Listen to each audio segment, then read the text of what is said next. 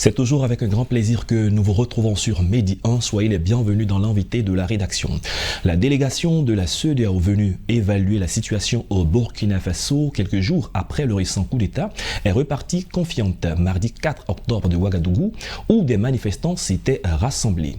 Cet entretien passera en revue les enjeux de cette mission de la CEDEAO, mais bien plus les attentes de l'après-visite. Nous sommes en compagnie de Émile Bella-Kouakou. Bienvenue sur notre plateau. Merci de m'avoir sur le plateau. Nous rappelons que vous êtes consultant en développement international et avec vous, on va jeter un regard sur la situation au Burkina Faso. On l'a dit, récemment, il y a une délégation de la CEDEAO qui était conduite par l'ancien président nigérien Mamadou Issoufou. Et donc, au sortir de cette rencontre, il s'est dit satisfait. Que comprendre par cette assertion tout s'est bien passé, satisfait? Très bien. En fait, ce qu'il faut comprendre, c'est qu'au bout d'un moment, les gens, quand je parle des gens, je parle des médiateurs et tous ces acteurs qui étaient impliqués. Je parle donc du médiateur principal de la CEDEAO et puis toutes les autres parties prenantes donc, qui étaient impliquées. Ils avaient eu la crainte quand il y a eu le coup d'État, donc ce second coup d'État qui est intervenu, il a eu la crainte que le processus donc de sortie donc de la transition qui avait été amorcée soit bloqué, soit bloqué, donc ne soit pas respecté.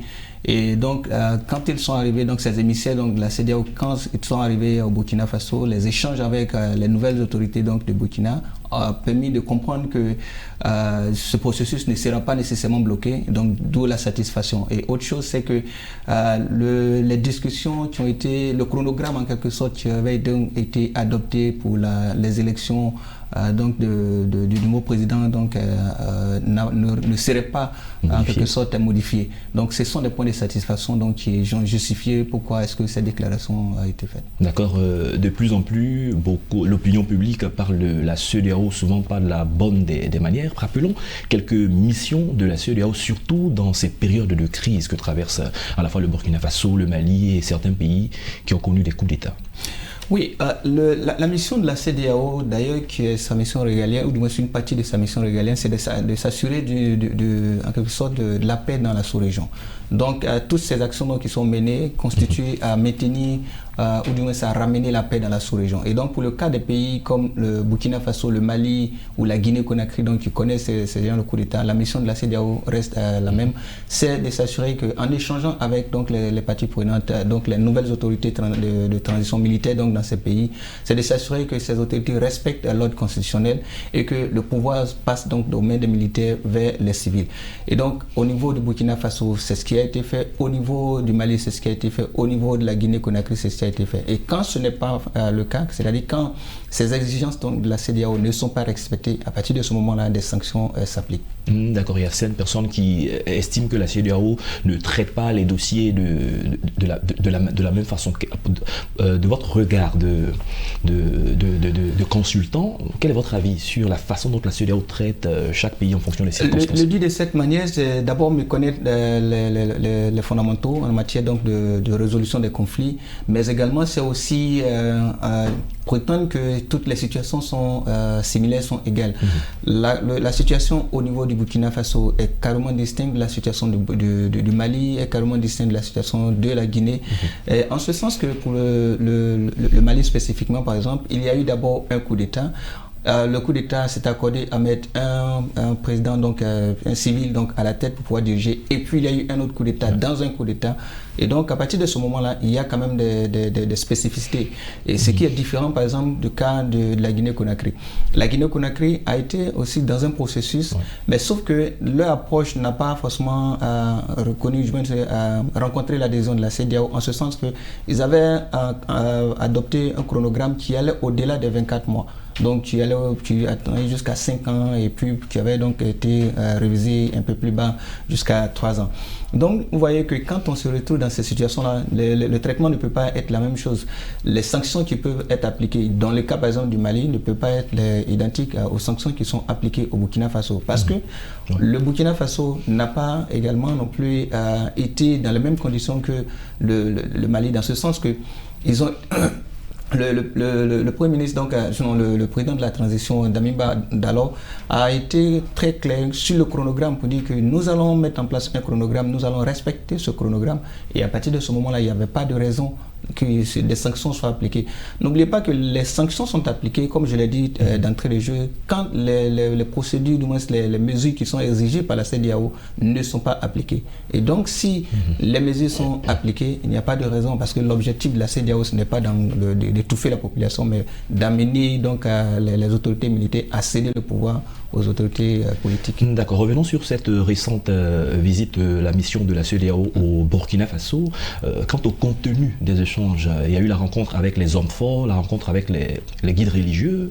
Pourquoi avec les guides religieux et qu'est-ce qui a été dans le contenu de tous ces différents échanges? Là encore, il y a de la spécificité donc, de la situation du Burkina Faso. Spécificité dans ce sens que, contrairement à d'autres cas, le Burkina Faso, il y a eu une forte implication de la population.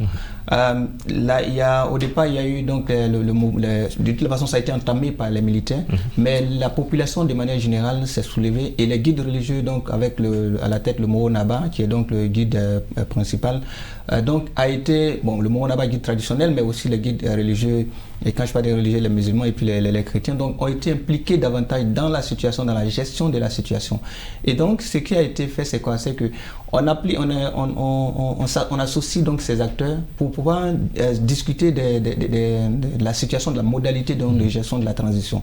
Et si vous vous rendez compte, dans quelques temps, d'ici là, ils vont avoir en quelque sorte le 14, je crois, le 14, le 15, ils vont avoir ce qu'on appelle les assises nationales pour pouvoir désigner donc un responsable qui va gérer la transition, qu'il soit civil ou peut-être politique, puisque civil ou militaire. Donc vous voyez que ces échanges-là ont porté leurs fruits dans ce sens que ces acteurs, donc représentants de la population, ont fait passer le message que la population voulait véhiculer à travers donc les mouvements de foule donc, qui ont suivi ce deuxième coup d'État.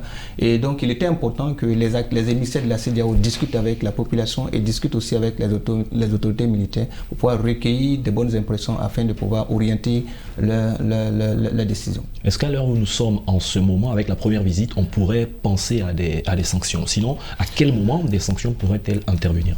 C'est prématuré de penser aux sanctions. Encore une fois, la CEDEAO n'a pas pour priorité de pouvoir sanctionner les pays, de pouvoir engouffrer ou étouffer les populations. Mais les sanctions interviendront certainement si le chronogramme donc, qui va être donc, accordé n'est pas en quelque sorte respecté. Deuxièmement, les sanctions interviendront. Le président donc d'alors Damiba, le président de la transition bien sûr, avant de céder le pouvoir, vu les négociations, il a insisté sur cet élément. Et l'un des éléments, c'était que l'accord qui avait été trouvé avec la CEDEAO soit respecté. Et donc, ce qui va se faire, ce qui donc va justifier pourquoi il n'y aurait pas de transition, c'est que le pouvoir, les hommes forts en ce moment en place, respectent cet accord. Et si cet accord est respecté, il n'y a pas de raison qu'il y ait des sanctions. Donc on ne doit pas s'attendre forcément à des sanctions. La situation va être gérée, mais ça peut intervenir si les choses changent. Est-ce que, justement parlant de changement, est-ce que les hommes forts, lorsqu'on les écoute, on les suit, par rapport aux quelques actions déjà posées, est-ce que ça rassure quant au respect de la parole donnée? Oui, de toute façon, les coups d'État sont plus ou moins similaires de cette façon. Quand ils arrivent au pouvoir, le message est identique. Nous n'avons pas l'intention de nous éterniser au pouvoir. Et puis, on a l'intention d'organiser des élections. Au bout d'un moment, passer le pouvoir aux civils. Le capitaine Ibrahima Traoré a eu le même langage. Il a dit bon, il n'est pas venu pour rester au pouvoir et qu'il a l'intention d'organiser les assises. Ces assises-là vont désigner un président, qu'il soit civil ou militaire. Il a bien précisé ça, civil ou militaire. En d'autres termes, ça veut dire qu'il peut être responsabilisé pour pouvoir donc conduire donc, la transition, ou alors ça peut être un autre. Maintenant, si au bout de cette période, on se retrouve dans la situation où il pense qu'il va rester au pouvoir et que peut-être il a pris goût au pouvoir, parce que c'est ce qui arrive dans la plupart des cas, à partir de ce moment-là, les choses peuvent changer. D'accord. La dernière question en 30 secondes, la suite, l'après-visite.